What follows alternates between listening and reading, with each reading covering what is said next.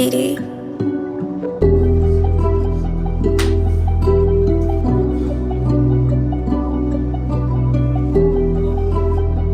My lower back is closed.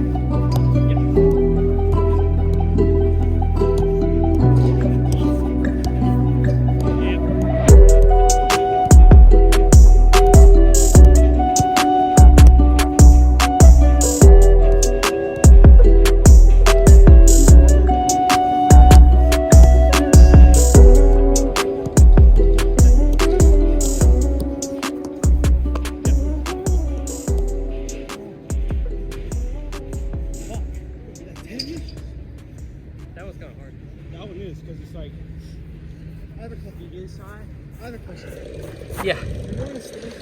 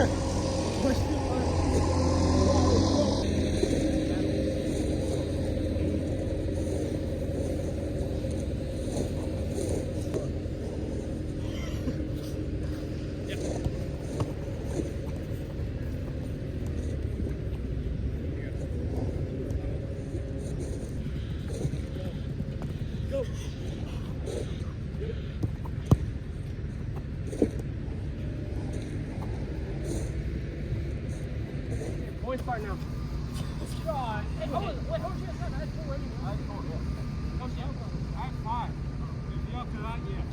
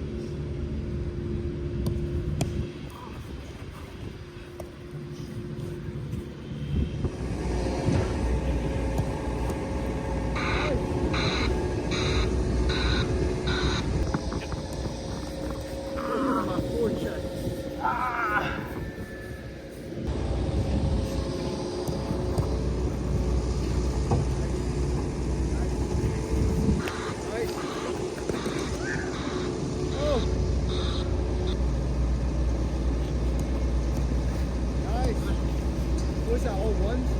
Yeah.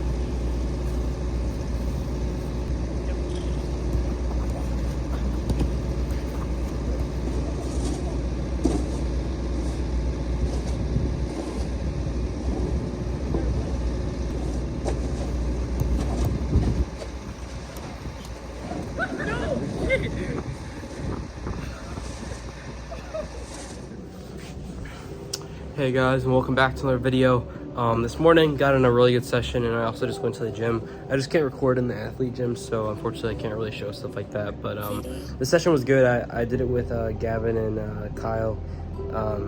Started with a little triangle passing, went into some like agility / dribbling stuff, that little circuit there, and then we ended with like some 1v1, like this gate drill that I've seen online for like a while now. So we did that, and then after that I had to make up some max squat in the gym, and that ended with some core stuff. But now it's coming up on around noon or so I gotta go run an errand with one of my friends, and then I gotta go to the library, get some food, and I have one more class to end out the day. But it's a pretty good day so far. Hopefully you guys enjoyed the training, stuff like that. I'll take you guys throughout the rest of my day, and I'll end with my what I said a weekly, my like every video Q&A question. So yeah, that's kind of my plan for today. Here's a little glimpse of the locker room. We changed up kind of like where the lockers are at, so now I'm right there, and we lost a lot of the seniors and stuff, so it's looking a little bit different.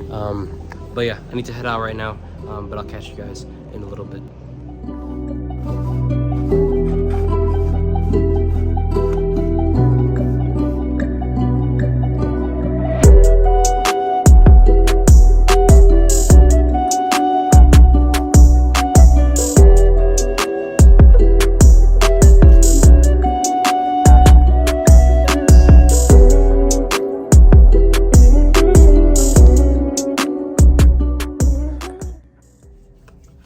Hey guys, it is now getting towards the end of the video, but I'm gonna try out this like new series, like Q&A question thing for like a decent amount of my videos, where I kind of end out the video with like a question that I see a lot in kind of like YouTube comments or something, or just a question that I think might be beneficial to you guys, and give you guys like some more info of just some various things in my life, or maybe some things I know a little bit about.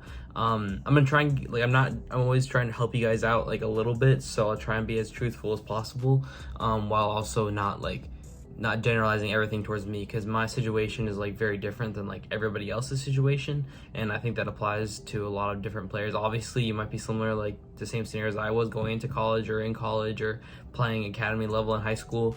Those things may be similar, but to like a lot of kids, like it might not be the same. So just take it with a grain of salt, but also try and learn something from it.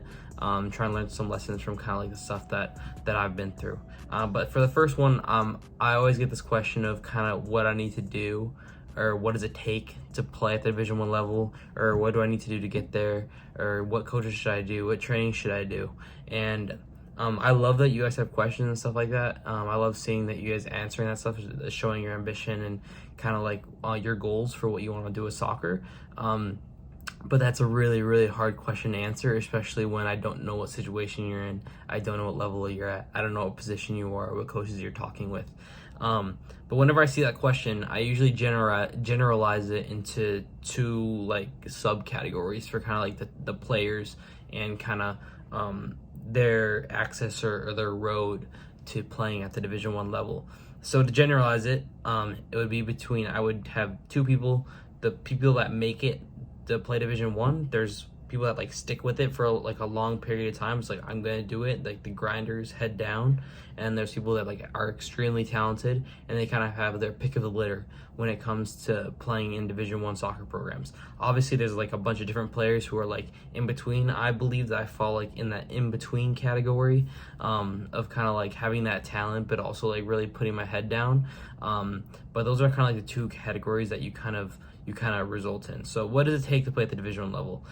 In a nutshell, I believe that you really have to love soccer. That most kids, you really have to love soccer. You really have to love training. Like Division I soccer is not easy. Like I'm waking up at 7 a.m. in the spring. During the season, it's day in, day out preparing for games, even if you're not playing. So it does, you have to love soccer, you have to love showing up, and you have to like be able to handle that pressure. But at the academy level in high school, I would say you need to play at a high level of soccer. Whether you don't have to, like, academies, like, most likely is going to be like the best route, because most college coaches scout from those academies, like MLS Next. ECNL probably is like the tier like just below that, and I'm not really familiar with like all the other tiers, but playing at the highest level possible around you is kind of the best option, or at the team that gets the most like looks for colleges and like showcases or something like that. So I would say focus on just finding the best team in your area. For example, with me, I had to make sacrifices. Obviously, I went to a boarding school, and I felt like that was the best option for me to get college looks, and luckily that worked out for me. But trying to look for those options, reaching out to coaches, looking for tryouts, making highlight videos, all that stuff is like extremely important in order to get your looks that you want to play at the next level. And then beyond that, and obviously you're not just playing on a good team is going to get you to that level. Like for me, I was extremely lucky in my situation with my team, where many of my players played at the next level. Like 20 or something guys play at the Division 1 level for my team because we performed really well.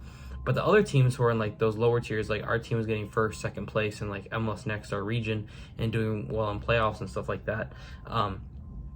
But other teams kind of below that, you almost need to be like a little bit more of a standout.